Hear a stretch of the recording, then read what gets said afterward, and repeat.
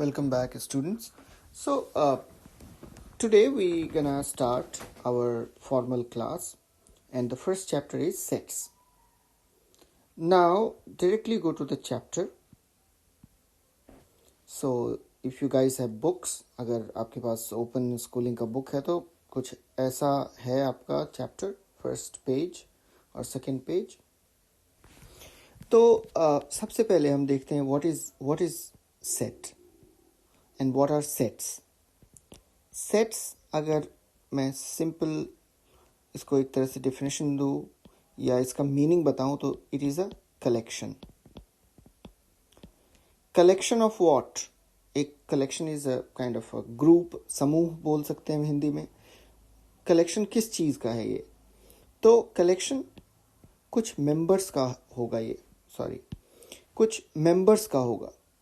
Members as in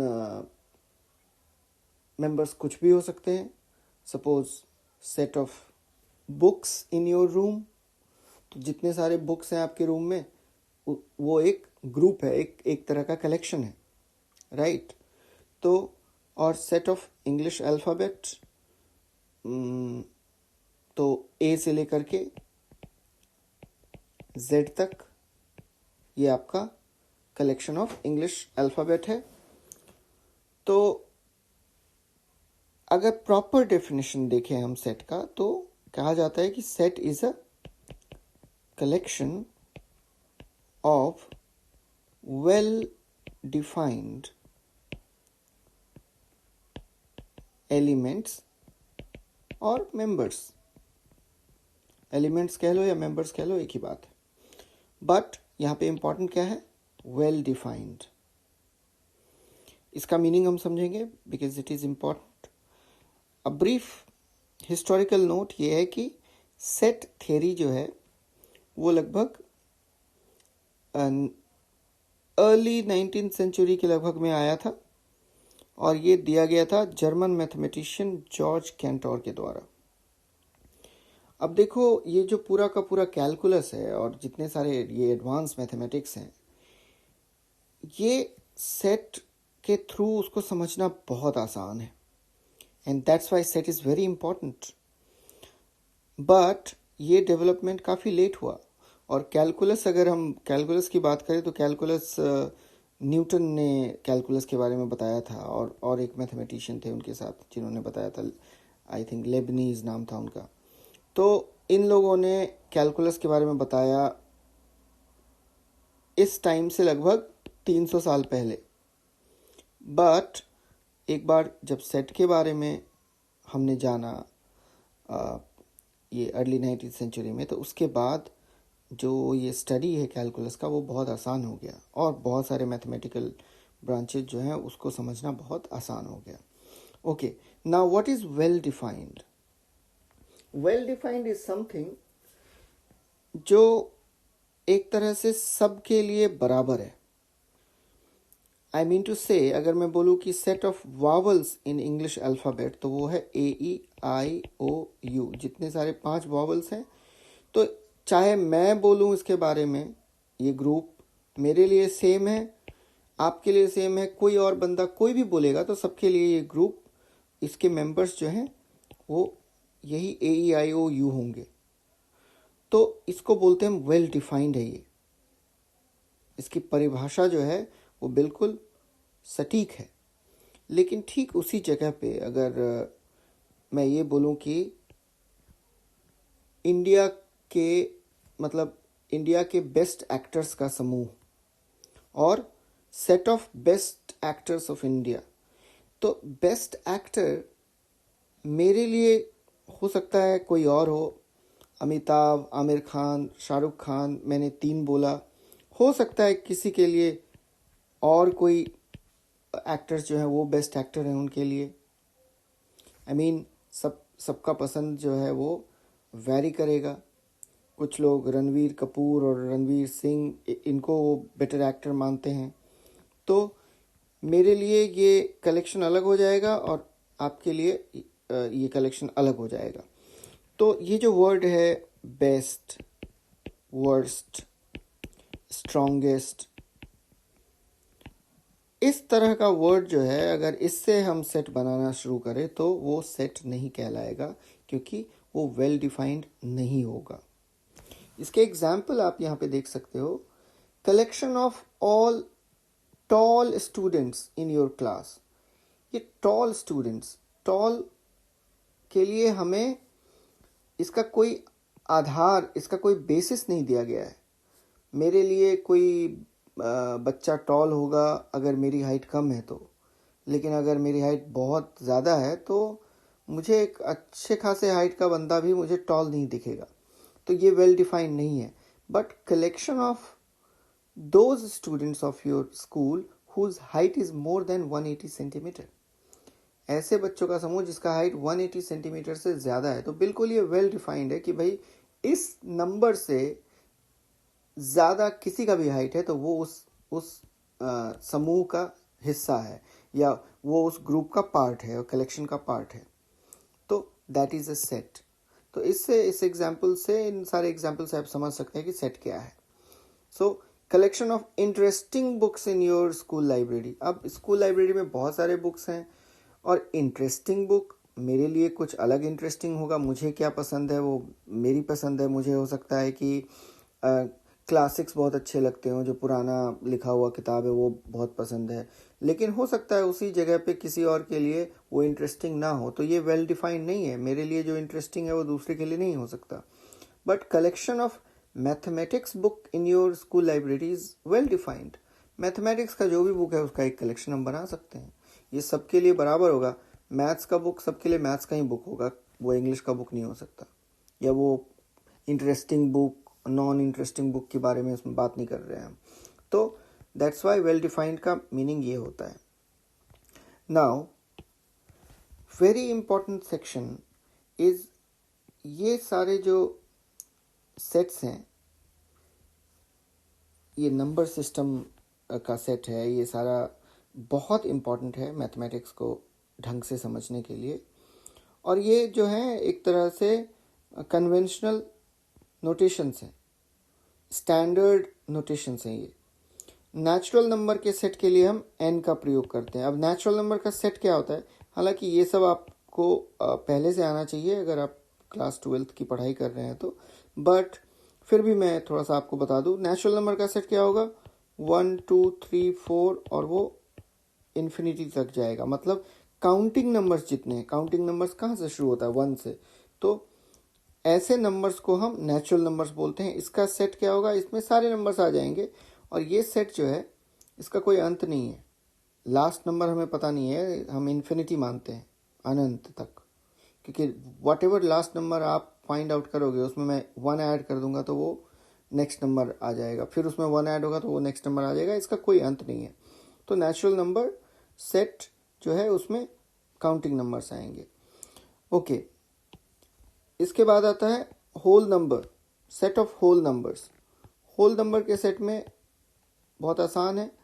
जो हमारा natural number का सेट है 1 2 3 4 और ये आगे जाता जाएगा, इसमें अगर हम 0 को भी इंक्लूड कर लें तो इस ग्रुप को हम बोलते हैं सेट ऑफ होल नंबर्स।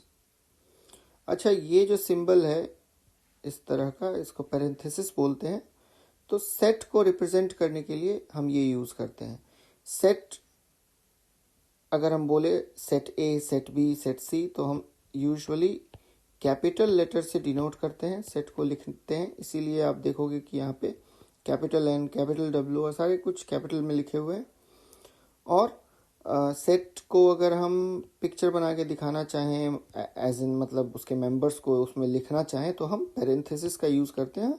और इसके अंदर हम एलिमेंट्स लिखते हैं और एलिमेंट्स के बीच में हम कॉमा भी लगाते हैं। और कोई ज़रूरी नहीं है कि हर बार वो नंबर हो सकता है नेम्स भी हो सकते हैं। जैसे कि मैंने लिख दिया राहुल, सुमित, अरुण, तो ये सपोज 3 फ्रेंड्स का सेट है, ठीक है, ये तीनों फ्रेंड्स हैं। तो मतलब आप एलिमेंट्स कुछ भी हो सकता है, ठीक है। थर्ड है सेट ऑफ इंटीजर्स। इंटीजर्स के सेट को हम z से डिनोट करते हैं, और इसके जो मेंबर्स हैं, इसके मेंबर्स 0 राइट हैंड साइड में 1 2 3 4 पॉजिटिव नंबर्स और लेफ्ट हैंड साइड में negative numbers.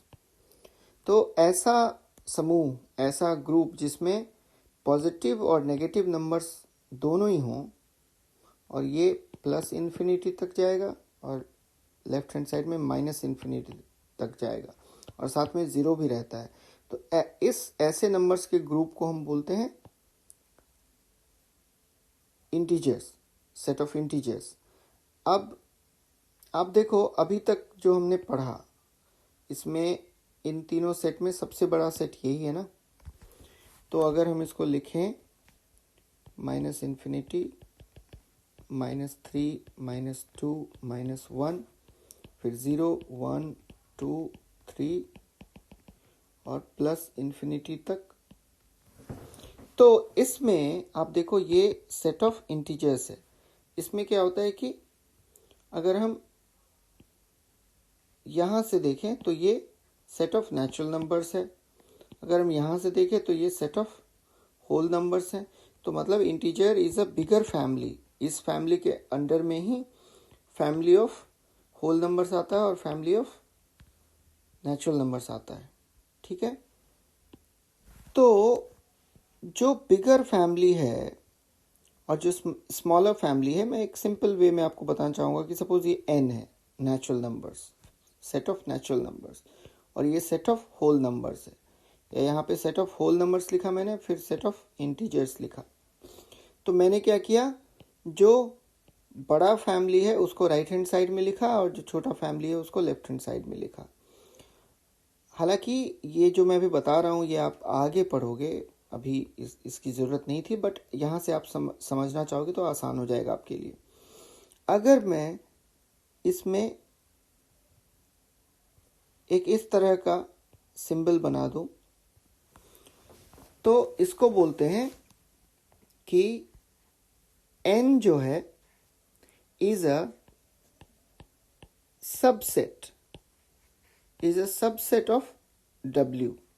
Natural number is a subset of whole number, क्योंकि नेचुरल नंबर के जितने सारे मेंबर्स हैं, काउंटिंग नंबर्स 1 2 3 4 जो भी है, वो सारे के सारे मेंबर्स होल नंबर के भी एलिमेंट्स हैं। तो जो बड़ा सेट है, अगर वो छोटे सेट के हर मेंबर को इंक्लूड कर लेता है अपने में, तो छोटे सेट को हम बोलते हैं subset of the bigger set. So n is a subset of, sorry ये इसको ध्यान में मत रखना, n is a subset of whole number. उसी तरह whole number is a subset of integer, set of integers. तो इस तरह का सिंबल जो है उसको हम बोलते हैं सबसेट ऑफ। अगर हम राइट हैंड साइड में बड़े सेट को लिखे और लेफ्ट हैंड साइड में छोटे सेट को लिखे तो। और ठीक उसी तरह अगर हमने बड़े वाले सेट को लेफ्ट हैंड साइड में लिख दिया और छोटे वाले सेट को हमने राइट हैंड साइड में लिख दिया सपोज, तो नेचुरल नंबर के जितने सारे एलिमेंट्स हैं, काउंटिंग नंबर्स जो होते हैं 1 2 3 4 से लेकर के इन्फिनिटी तक, वो सारे के सारे जो हैं वो ये बड़े वाला सेट जो है सेट ऑफ इंटीजर्स उसमें इंक्लूड हो जाता है। मतलब z जो है वो बड़ा सेट है और n जो है वो स्मॉल सेट है, बट n के सारे मेंबर्स z में हैं।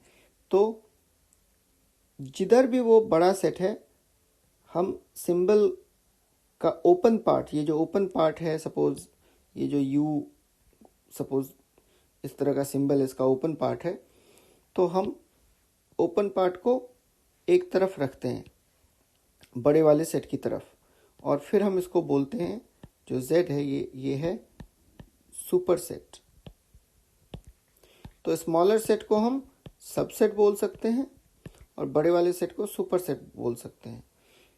बट दोस्तों इसका मतलब ये नहीं है कि अगर सपोज एक ऐसा सेट है उसके मेंबर्स 1 2 3 हैं, सपोज सिर्फ 1 2 3 हैं, numbers which are between 0 and 4, तो सपोज 1 2 3 है ये सेट, और एक सेट है एक सेट है उसका मेंबर जो है वो 1 2 4 5 6 है। तो दिखने में तो ये बड़ा सेट लग रहा है, लेकिन this is not a super set of the smaller set. क्यों? क्योंकि आप देखो तो इसके सारे मेंबर्स जो हैं 1 2 और 3 वो इस वाले सेट में नहीं है, मतलब 1 2 तो है लेकिन 3 मिसिंग है। तो इसलिए when in the smaller set all the members are included in the bigger set as well, so all the members of the smaller set is included in the bigger set, then only we can say we can use the concept of superset or subset. ये हम आगे भी देखेंगे। फिलहाल मुझे कुछ और concepts आपको क्लियर करने हैं इस वीडियो में। ओके, तो इसके बाद क्या आता है, set of positive integer, set of negative integers आसान है। पॉजिटिव इंटीजर जो होगा 1 2 3 4 से लेकर के इन्फिनिटी तक, प्लस पॉजिटिव इन्फिनिटी तक आएगा और इसमें ज़ीरो भी इंक्लूड होगा। और नेगेटिव इंटीजर्स के सेट में माइनस इन्फिनिटी इस तरह से करके -3 -2 -1 और इसमें भी ज़ीरो इंक्लूडेड होगा। तो नेगेटिव इंटीजर के सेट में नेगेटिव नंबर्स आएंगे, पॉजिटिव में पॉजिटिव आएंगे और ज़ीरो दोनों में इंक्लूड होगा। तो यही है पॉजिटिव इंटीजर का सेट और नेगेटिव इंटीजर्स का सेट। अब इसके बाद आता है सेट ऑफ रैशनल नंबर्स। ये इम्पॉर्टेंट है, मतलब आई होप कि आप लोगों को ये पता होना चाहिए। अगर पता नहीं है तो थोड़ा सा मुश्किल होगा आगे के मैथ्स को समझना। तो इसीलिए रैशनल नंबर जिनको नहीं पता वो ध्यान से इसको देखो। Rational numbers are numbers which are kind of a fraction, और वो लिखा होता है p/q के फॉर्म में, जहाँ पे q is not equal to 0। p को हम जो है न्यूमरेटर बोलते हैं, q को डिनोमिनेटर बोलते हैं। मतलब जो ऊपर लिखा हुआ है वो फ्रैक्शन में जो ऊपर लिखा होता है उसको हम न्यूमरेटर बोलते हैं, नीचे वाले को डिनोमिनेटर बोलते हैं। अच्छा, ये p और q है क्या? p और q कुछ भी नहीं है, एक तरह का ये इंटीजर से, मतलब इसको हम इंटीजर से रिप्लेस कर सकते हैं। इंटीजर के बारे में हमने क्या जाना कि नेगेटिव नंबर और पॉजिटिव नंबर दोनों अगर इंक्लूड कर दो और ज़ीरो के साथ, तो इसको हम क्या बोलते हैं, इंटीजर्स बोलते हैं। अब p और q के बदले में कोई भी दो इंटीजर ले लो। सो आप p के जगह पे 3 लिख सकते हो, q की जगह पे 2 लिख सकते हो। तो ये एक रैशनल नंबर हो गया।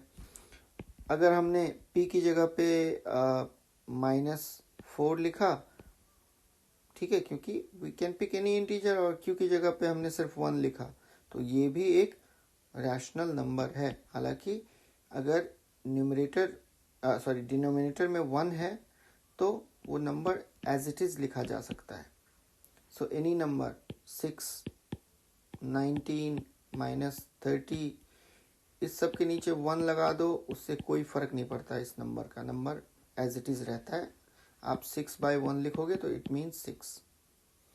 ओके, नाउ रैशनल नंबर में एक बात जानना बहुत ज़रूरी है, दैट रैशनल नंबर को अगर हम डेसिमल में कन्वर्ट करें, सो अगर मैंने लिखा था 3/2, तो 3/2 को अगर डेसिमल फॉर्म में लिखो तो ये होता है 1.5।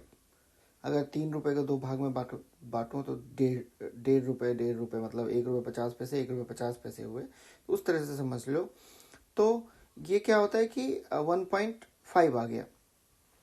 नाउ अगर हमने 10/3 इसको डिवाइड किया तो आप देखो 3 3 9, 1 आया, डेसिमल लगाया, फिर 0 आया, फिर हमको 3 3 9 करना पड़ेगा, फिर 1 आया, फिर यहाँ पे हमने 0 लगाया, फिर हमें ये लिखना पड़ेगा। और ये देखेंगे हम बार बार क्या होगा, 3.3333 ये बार बार आता चला जाएगा।